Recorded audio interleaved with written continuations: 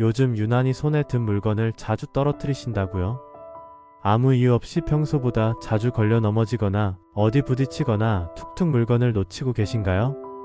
이건 단순히 건망증이나 부주의로 치부할 문제가 아닙니다. 몸이 먼저 반응하고 있는 겁니다.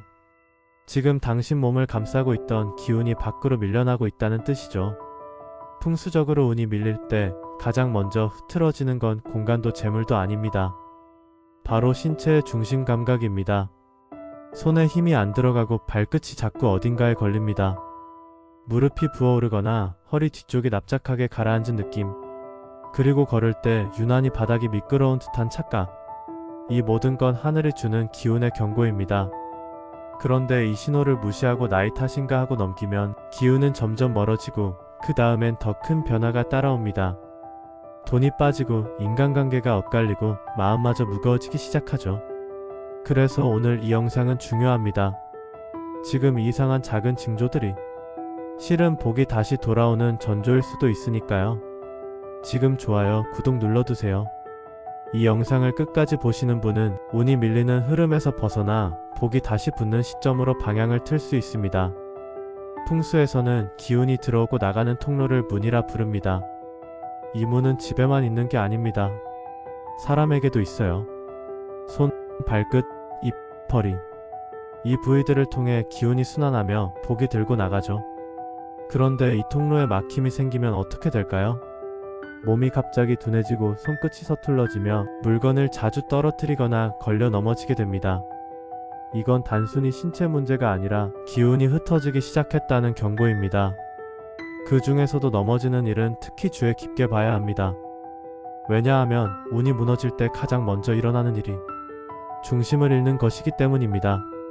무속에서는 복은 허리로 들어오고 발로 움직인다는 말이 있습니다.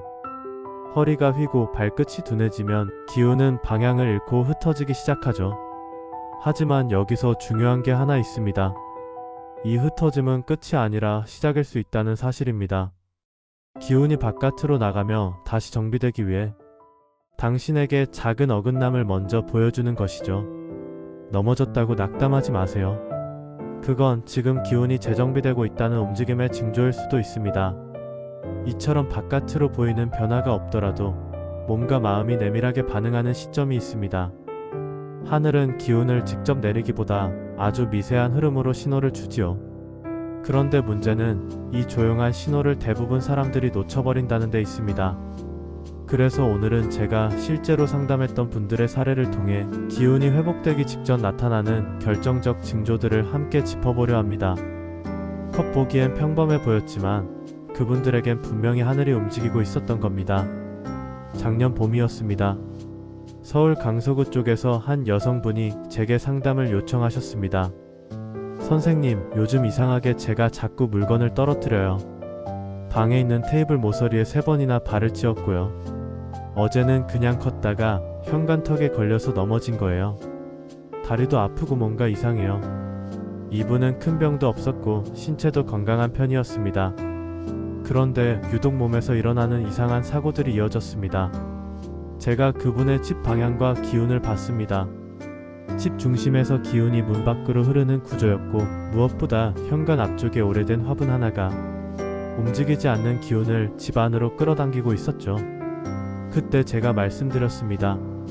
이건 나쁜 징조가 아닙니다. 오히려 지금 기운이 재정비되는 순간이에요. 이 화분 하나만 치우고 작은 풍경 하나 달아보세요. 기운이 다시 들어옵니다. 그 여성분은 실천했고 놀랍게도 그 다음 날부터는 이상하게 넘어지는 일이 사라졌다고 합니다. 욕실에서 미끄러질 것 같았던 순간도 현관 앞에서 신발끈에 걸려 휘청하던 일도 싹 사라졌다고요. 물론 처음에는 본인도 단순한 우연이라 생각했다고 합니다. 하지만 이상하게도 마음까지 가벼워졌고 수면이 깊어졌으며 사람들과의 대화 속에서도 억지로 말하려 애쓰지 않아도 마음이 먼저 전해지는 경험을 하게 되었다고 합니다. 저는 그 시점을 정확히 알고 있었습니다. 그분이 며칠 전 집안의 오래된 물건을 정리하고 문 앞에 늘어져 있던 우산꽂이를 치우며 정말로 다시 시작하고 싶다는 마음으로 일기장을 꺼낸 그 순간부터 기운은 움직이기 시작했기 때문입니다. 복은 어느 날 갑자기 쏟아지는 것이 아니라 준비된 마음과 공간에 천천히 내려앉는 것이라는 걸 저는 오랜 세월 수많은 사람들의 사례를 통해 보아왔습니다. 그래서 오늘 제가 드리고 싶은 말씀은 분명합니다. 기운이 들어오려 할 때 반드시 지켜야 할 행동들이 있습니다. 그리고 반대로 절대 해선 안 되는 행동도 있습니다. 이 두 가지는 생각보다 명확하고 단순합니다. 그런데 안타깝게도 많은 분들이 이 타이밍을 놓쳐 기운의 문을 스스로 닫아버리는 경우가 많습니다. 자, 그렇다면 하나씩 정리해 보겠습니다. 먼저 해야 할 행동입니다. 기운이 회복될 때 몸이 먼저 보내는 신호는 움직이고 싶다는 감정입니다. 이 감정을 억누르지 마세요. 괜히 외출하고 싶고 갑자기 정리하고 싶은 마음이 생겼다면 절대 미루지 말고 그 순간을 잡으셔야 합니다. 창문을 활짝 열고 공기를 바꾸는 것, 손때 묻은 컵 하나라도 버리는 것, 그리고 오래된 구두를 닦는 것. 이 단순한 행동들이 생각보다 강력한 기운의 시작점이 됩니다. 두 번째, 절대 해서는 안 되는 행동은 바로 무심코 내뱉는 말입니다. 이 나이에 뭐 해봤자 요즘은 그냥 사는 거지. 이런 말 한마디가 하늘의 흐름을 꺾어버리는 가장 강력한 벽이 됩니다. 기운은 언제나 긍정의 문을 통해 들어옵니다. 당신의 말이 곧 입구입니다. 그래서 아무리 어려운 순간이라도 지금 뭔가 시작되려나 봐요. 이 기운, 낯설지만 반가워요 라는 마음을 품는 분들은 반드시 달라집니다. 마지막으로 무조건 멈춰야 할 순간도 있습니다. 하루 종일 뭔가 놓치고 부딪히고 넘어지는 흐름이 반복된다면 억지로 무언가를 추진하지 마십시오. 그건 지금 기운이 정비되고 있다는 움직임의 징조일 수 있습니다. 그럴 땐 멈추고 기다리고 묵묵히 안정을 취하는 게 더 빠른 회복의 길이 됩니다. 그래서 우리가 기억해야 할 건 단 하나입니다. 복은 흔들림 속에 들어옵니다. 안정되고 평온할 때가 아니라 괜히 말이 줄고 괜히 혼자 있고 싶고 자꾸 뭔가를 떨어뜨리고 넘어질 때, 그때 하늘은 조용히 당신의 안쪽에서 움직이기 시작합니다. 사람들은 종종 이런 말을 합니다. 요즘 왜 이렇게 마음이 가라앉지? 나는 왜 자꾸 이 시기에 실수만 할까? 왜 하필 지금 이 시점에 이런 일이 생길까? 하지만 저는 이렇게 말씀드리고 싶습니다. 그게 바로 하늘이 움직이기 시작했다는 신호입니다.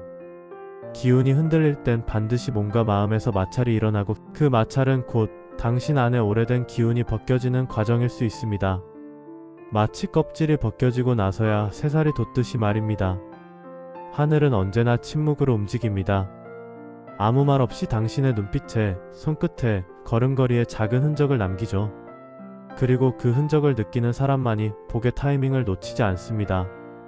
혹시 지금 당신도 이유 없이 혼자 있고 싶고 자꾸 손에 들던 걸 떨어뜨리고 걸려 넘어지거나 부딪히는 일이 반복되고 있다면 그건 절망이 아니라 재정비의 시작일 수 있습니다. 아직도 당신 안에 다시 펼칠 복의 여지가 남아있다는 증거입니다. 그리고 그 복은 예고 없이 오지 않습니다. 작은 침묵 속에서, 작은 반복 속에서, 작은 흔들림 속에서 조용히 문을 두드리고 있습니다. 그러니 제발 그 작고 낯선 신호를 부르니라 치부하지 마십시오. 그건 하늘이 당신 안을 정리하고 있다는 귀한 시간일 수 있으니까요. 잠시 멈추셔도 괜찮습니다. 천천히 숨을 고르고 괜히 말을 아끼고 싶을 때 그 침묵 속에 복이 들어올 자리를 비워두세요. 그러면 반드시 하늘은 그 빈자리를 놓치지 않습니다. 영상이 도움이 되셨다면 좋아요와 구독, 댓글로 당신의 기운을 더해주십시오. 하늘은 언제나 움직인 자를 먼저 기억합니다. 오늘도 당신의 조용한 변화에 풍수는 조용히 응원을 보냅니다. 감사합니다.